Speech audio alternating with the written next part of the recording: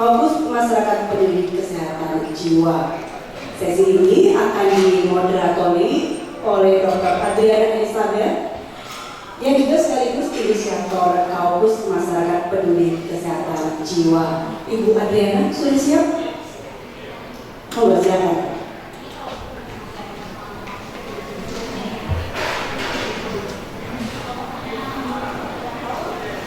Halo, selamat siang Bapak Ibu.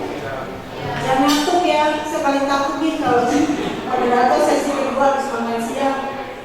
Udah tinggal sedikit lagi, tapi mudah-mudahan semua masih semangat ya. Saya pindah ya, dokternya saya di sebelah sini, kayak di sebelah situ. Bisa lihat pemandangan dari sini. Baik, di sesi kedua ini Bapak Ibu sekalian kita akan bicara tentang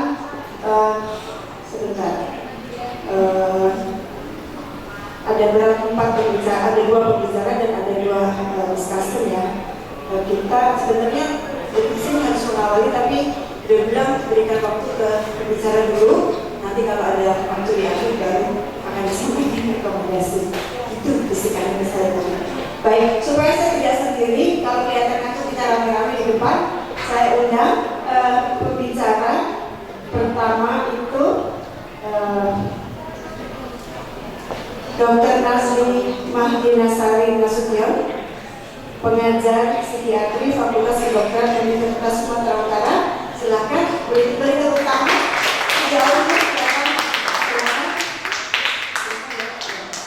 Yang berikut Profesor Denny Sumarko, Ketua Prodi Kedokteran Kerja FKUI.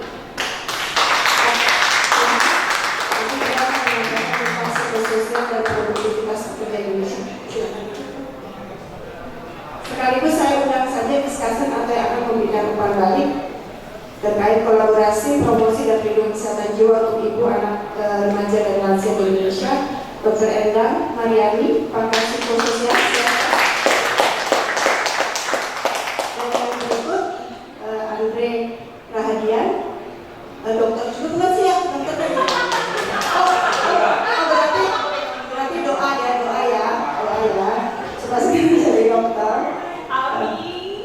Amin ya. Beliau praktisi hukum, inisiator Kaukus juga. Baik, kita sudah kehadiran para pakar di sini yang akan membagi ilmunya, membagi pengetahuannya dengan kita supaya tidak berlama-lama. Saya persilahkan Dr. Nasri Mahdinasari Nasution untuk menyampaikan paparannya sekitar 15 menit kalau bisa. Assalamualaikum warahmatullahi wabarakatuh. Selamat siang yang saya hormati Prof. Dewi, para pembicara semuanya, dan Dr. Adriana. Selamat saat ini saya mulai saja untuk pembahasan kasus mengenai perspektif kesehatan jiwa pada anak dan remaja di Indonesia. Jadi nanti mungkin ada beberapa hal yang akan saya bahas. Yang pertama itu mengenai masalah kesehatan jiwa pada anak dan remaja khususnya di Indonesia. Kemudian juga penyebab dan faktor resiko masalah kesehatan jiwa pada anak dan remaja dan isu dalam pelayanan kesehatan jiwa. Mungkin untuk mengenai isu dalam pelayanan kesehatan jiwa tadi sudah banyak dipaparkan oleh Dr. Lydia, mungkin saya bahas sedikit saja. Baik, yang pertama mengenai masalah kesehatan jiwa dan remaja. Sebelum kita masuk ke situ, mungkin kita akan membahas dulu mengenai pengertian daripada kesehatan mental. Jadi kalau berdasarkan Undang-Undang Nomor 18 Tahun 2014 tentang kesehatan jiwa, di mana dikatakan kesehatan mental merupakan kondisi di mana seorang individu dapat berkembang secara fisik, mental, spiritual dan juga sosial, sehingga individu tersebut bisa menyadari kemampuannya sendiri, bisa mengatasi tekanan, dapat bekerja secara produktif dan mampu memberikan kontribusi untuk komunitasnya. Kemudian kita juga ada dengar ya istilah dengan ODMK atau ODGJ. Nah, ODMK ini adalah orang dengan masalah kesehatan jiwa. Jadi biasanya ODMK ini adalah orang yang mempunyai masalah fisik, mental dan sosial, pertumbuhan dan perkembangan, dan atau kualitas hidup sehingga memiliki resiko untuk mengalami gangguan jiwa. Jadi contoh pada ODMK ini misalkan orang-orang dengan pada status sosioekonomi yang rendah ataupun juga mohon maaf komunitas LGBT itu juga dikatakan orang dengan masalah kejiwaan. Kemudian juga orang dengan gangguan jiwa merupakan orang yang mengalami gangguan dalam pikiran, perilaku dan perasaannya yang termanifestasi di dalam bentuk sekumpulan gejala dan atau perubahan perilaku yang bermakna serta dapat menimbulkan penderitaan dan hambatan di dalam menjalankan fungsi sebagai manusia. Kalau bagi pada anak itu yang seperti apa? Jadi kalau kesehatan mental pada anak itu didefinisikan sebagai kondisi anak di mana dia dapat mencapai milestone dari perkembangannya dan emosionalnya dan belajar untuk memiliki kemampuan sosial dan mengatasi masalah sesuai dengan usianya. Jadi ada kata sesuai dengan usianya karena perbedaan dari tingkat usia itu akan mempengaruhi perbedaan daripada fungsi kognitif dari anak. Di mana anak yang memiliki kesehatan mental yang baik itu dikatakan akan memiliki kualitas hidup yang baik sehingga dia dapat berfungsi secara baik di rumah, sekolah dan juga di dalam komunitasnya. Baik, selanjutnya jadi untuk pertama kita lihat dulu usia. Jadi ada beberapa kategori yang mungkin beberapa literatur mungkin ada yang mengatakan berbeda.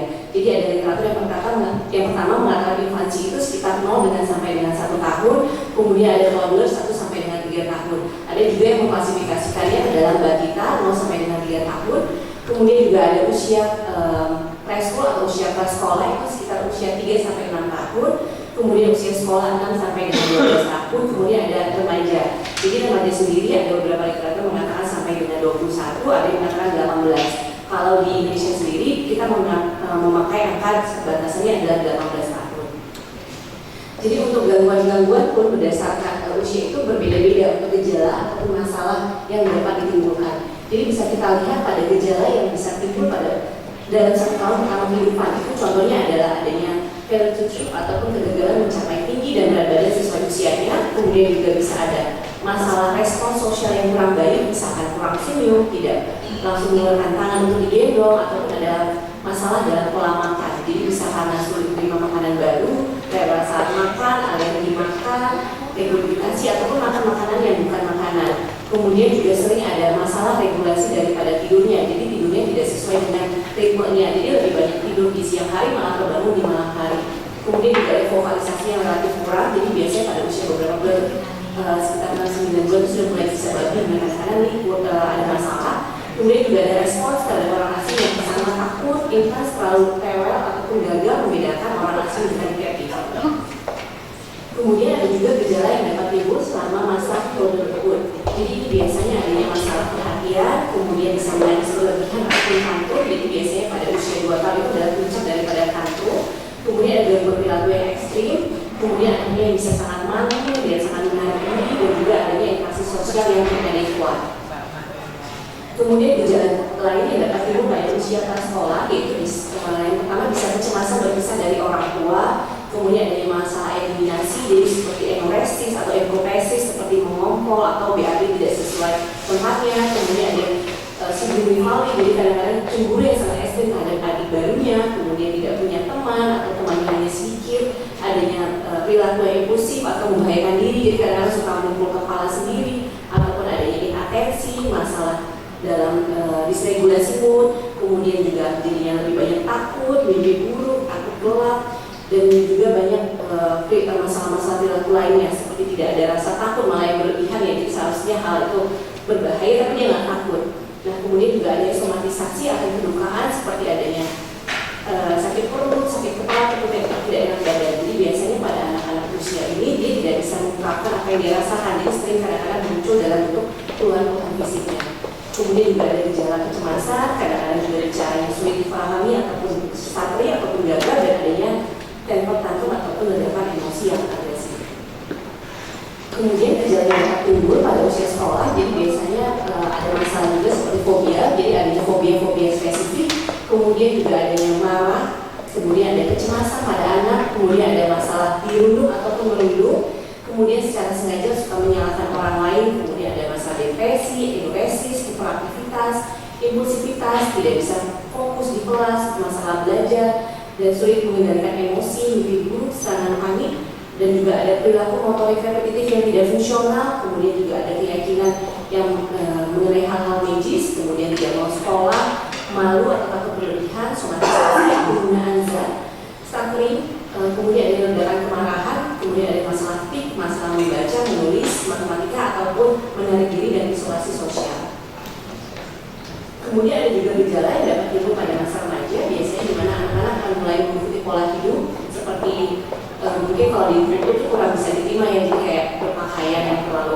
misalkan, kemudian mewarnai rambut, meninding ataupun mengkaku. Kemudian juga ada gejala kecemasan, terutama pada orang-orang yang dengan mengalami pertumbuhan ataupun pubertas yang terlambat. Kemudian juga ada impulsivitas, kemudian ada kesepian, depresi, dan biasanya pada usia ini sudah mulai muncul ide-ide bunuh diri kadang-kadang, dan adanya agresi yang berlebihan, penghancuran properti, mencuri, melanggar aturan, kemudian juga ada kayak membolos, tidak ada di sekolah, membangkang pada figur otoritas, dan juga adanya pengaruhan somatis seperti sebelumnya. Untuk prevalensi sendiri, kalau dari Indonesia saya dapatkan itu untuk usia remaja. Jadi ini mungkin saya akan membahas sedikit kalau dari Amerika. Jadi ini ada dia membagi beberapa usia. Jadi bisa dilihat dari sini bahwa pada usia 3-5 tahun itu yang paling sering adalah masalah perilaku. Kemudian pada usia 6-11 tahun juga yang paling banyak adalah masalah perilaku, dan juga pada usia 12-15 tahun yang paling banyak adalah masalah kecemasan. Jadi kalau data itu diperoleh dari 2013 hingga 2019, di mana ada juga selain gangguan tadi ada gangguan BPPH yang juga memiliki angka yang sangat tinggi. Jadi BPPH ini adalah gangguan pemusatan perhatian dan hiperaktivitas, atau yang kadang-kadang kita sering sebut dengan sebutan ADHD. Nah, biasanya di antara anak berusia 12-17 tahun ini disampaikan 20,9% sudah mengalami gangguan depresi mayor. Kemudian 36,7% melaporkan perasaan yang sedih ataupun putus asa secara terus-menerus dalam 1 tahun terakhir, dan 18,8% melaporkan adanya ide bunuh diri. Dan 7 dari 100.000 anak yang berusia 10-19 tahun itu meninggal akibat bunuh diri. Dan angka anak dan remaja 3-17 tahun itu ada sekitar 9,6-10,1% yang telah menerima layanan kesehatan mental. Ini data di Amerika. Kemudian ini ada data di Indonesia sendiri. Jadi dilakukan penelitian oleh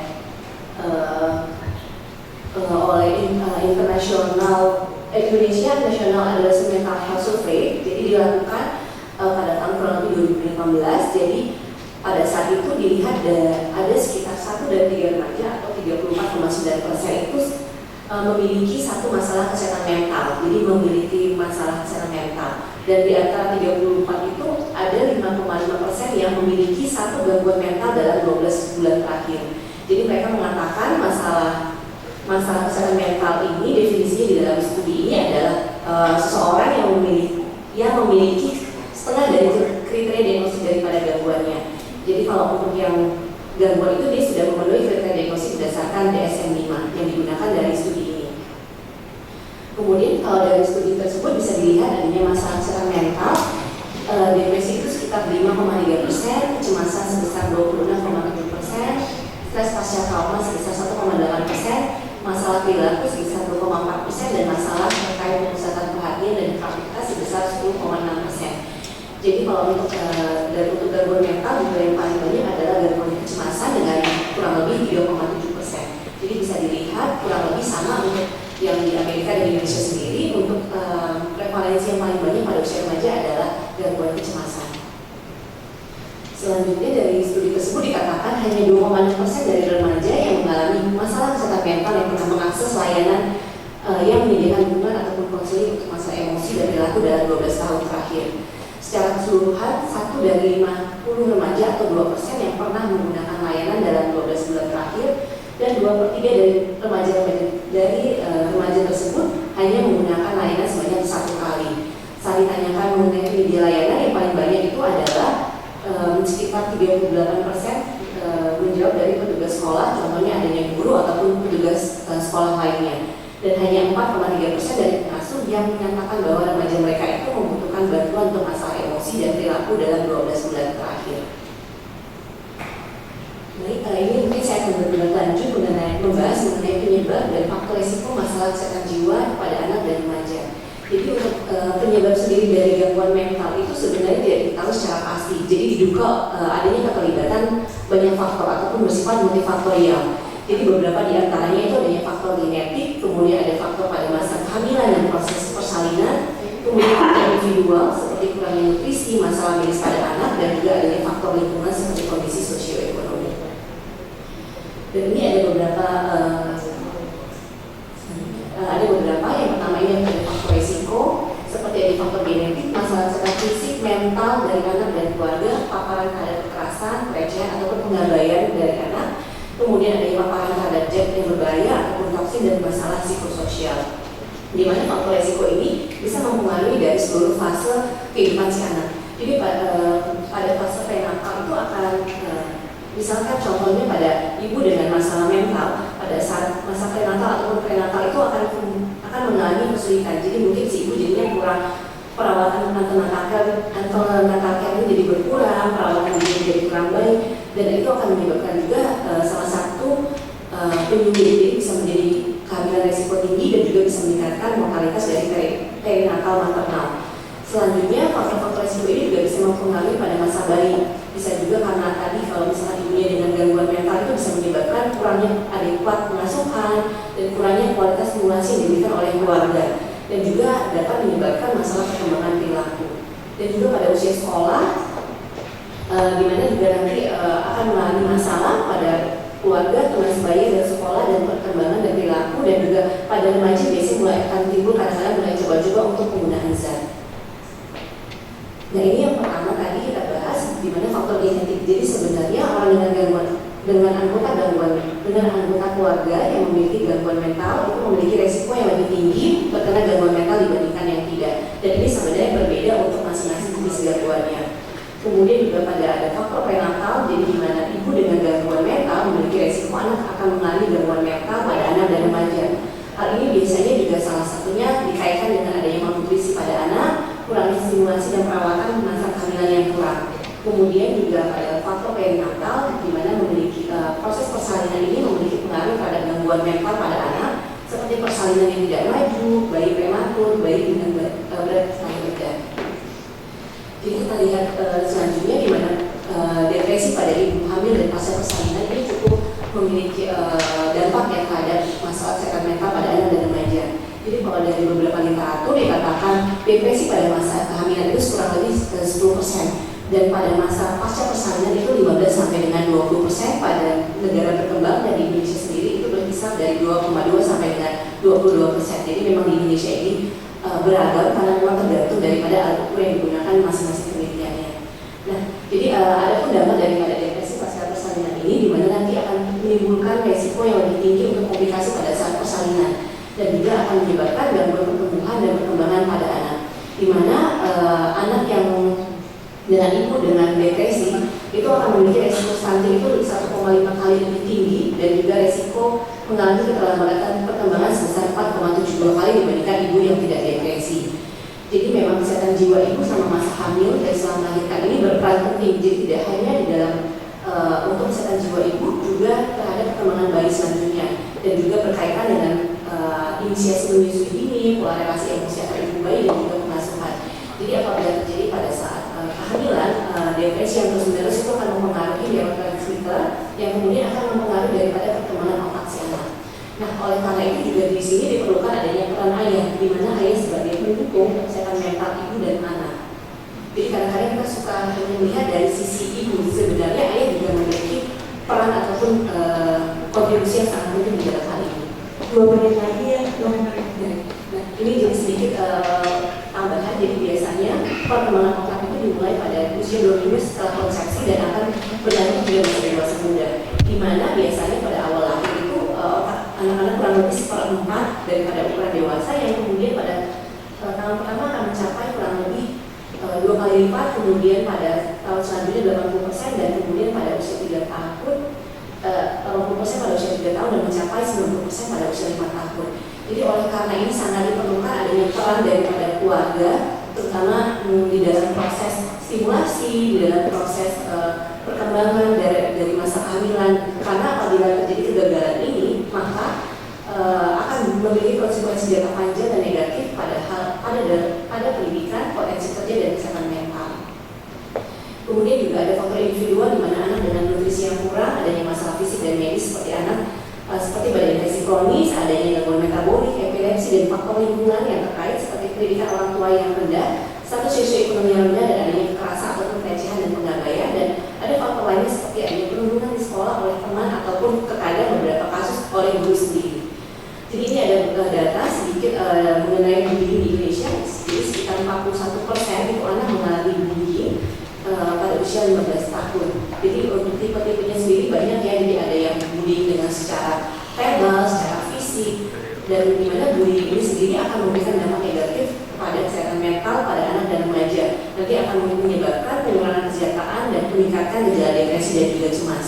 Jadi remaja yang mengalami perundungan itu akan cenderung mengalami self-esteem yang rendah sehingga lebih rentan untuk mengalami gangguan mental dan fungsi sosial yang buruk dan akademik yang kurang. Bahkan dari studi ini dilihat hingga 40% kasus bunuh diri itu terkait dengan adanya bullying. Dan untuk isu layanan kesehatan jiwa, mungkin saya hanya memaparkan sedikit, sebenarnya sudah secara lengkap oleh Dr. Lydia.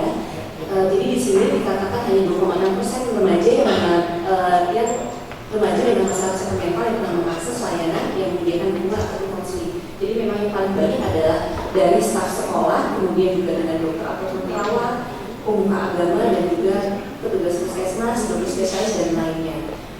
Ada pun beberapa halangan dan hambatan dalam mengakses ini. Yang paling banyak adalah di mana anak dan remaja memilih untuk mengatasi masalah remaja dan hubungan keluarga dari hubungan daripada keluarganya. Dan kemudian ini juga sudah disampaikan sebelumnya, jadi di mana yang dengan ada pun masalah-masalah dalam layanan kesehatan ini. Yang pertama ada kurangnya SDM atau sumber daya manusia, di mana pada Oktober 2021 psikiater itu sekitar 1053 dan Oktober itu untuk psikolog itu kurang lebih 2.917. Jadi di mana satu psikiater itu menangani 250.000 dan satu psikolog itu 90.000. Sedangkan standarnya adalah 1:30.000. Selain itu juga ada ketersediaan fasilitas pelayanan kesehatan mental yang terbatas dan belum memadai dan biasanya lebih terpusat di daerah atau kota besar, dan kemudian terbatasnya pengetahuan masyarakat mengenai masalah kesehatan mental. Selain tadi juga yang sudah dibahas adalah stigma negatif, kadang-kadang juga masyarakat tidak tahu harus mencari pelayanan kemana. Jadi mungkin itu saja yang bisa saya sampaikan. Jadi memang untuk masalah kesehatan mental pada anak dan remaja disebabkan oleh multifaktorial dan dibutuhkan banyaknya dukungan daripada pihak sekolah ataupun pihak kesehatan lainnya yang terlibat di dalam untuk mengatasi masalah kesehatan mental anak dan remaja. Mungkin itu yang bisa saya sampaikan. Terima kasih Prof. Terima kasih.